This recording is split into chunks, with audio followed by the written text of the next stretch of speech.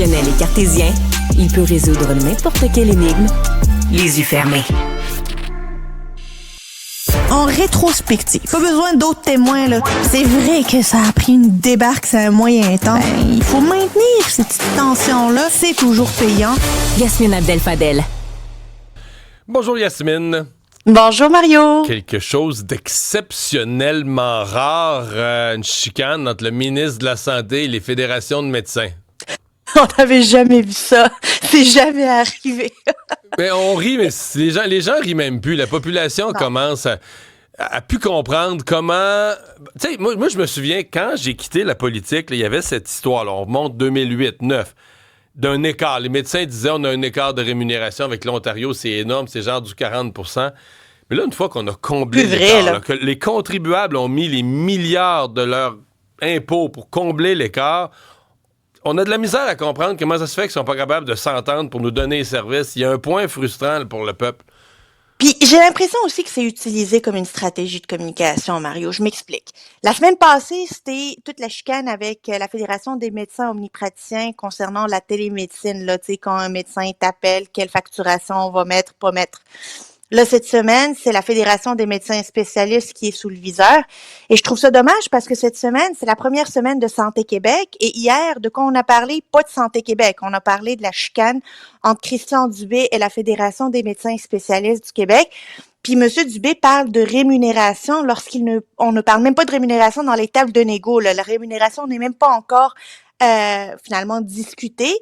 Et dans ce temps-là, on parle pas d'accessibilité, on parle pas des 160 000 Québécois qui attendent pour une chirurgie, on n'attend pas de la manière avec laquelle on va faciliter la vie avec le 8 milliards que l'on met sur la table pour les médecins.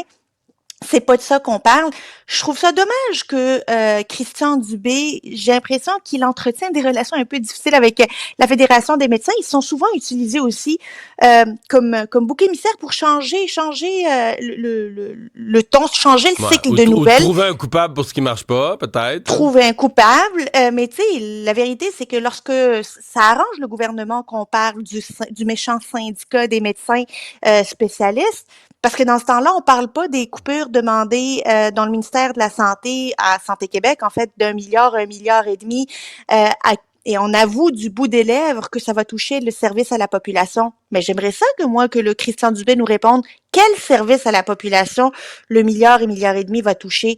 Est-ce que c'est ça la principale commande qu'on donne à Santé Québec qui vient de rentrer en opération dimanche? J'ai l'impression qu'on gâche cette entrée à moins qu'on essaye de diminuer les attentes pour essayer de nous surprendre. Mais honnêtement, il n'y a plus personne qui est optimiste ou il n'y a plus personne qui croit au changement de structure du gouvernement et les chicanes là, entre les fédérations de médecins et le gouvernement, là, on en a soupé.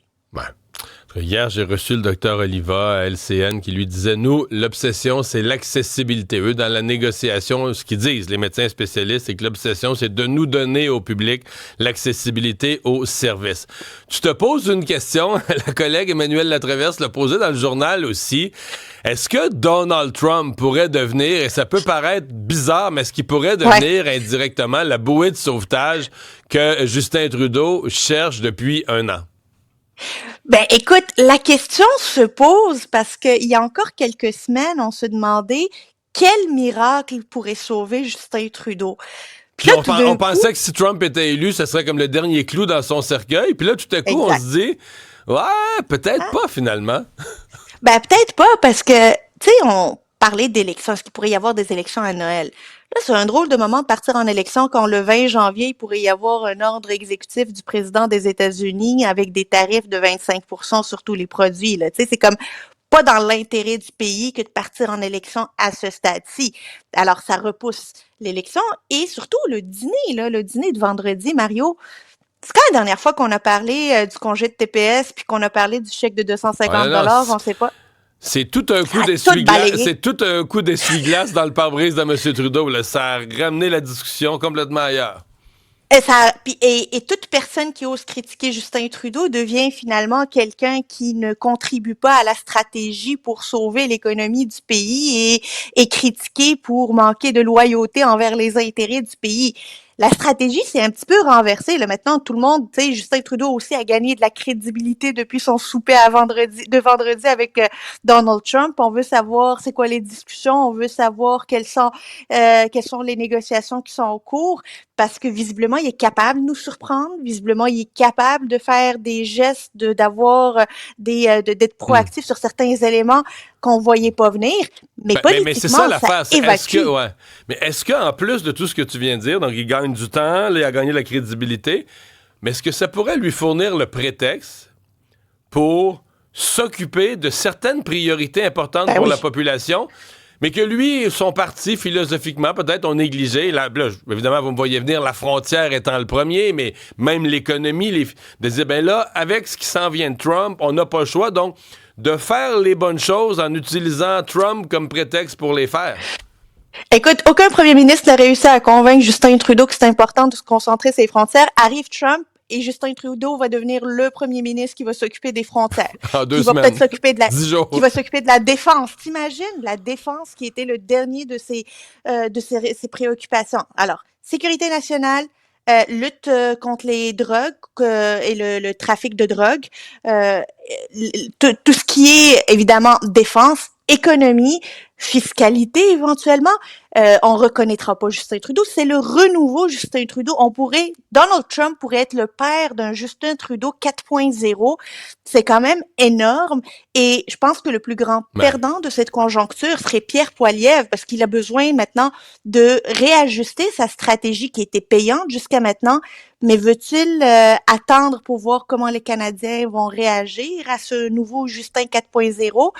Il doit ajuster sa stratégie pour démontrer que Justin Trudeau n'est pas l'homme de la situation, malgré ce qu'on en pense dans les médias.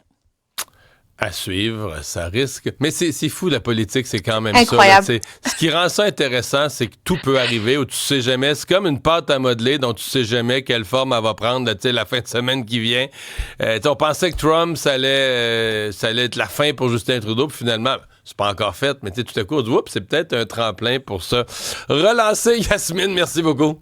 Bye bye. Bye bye.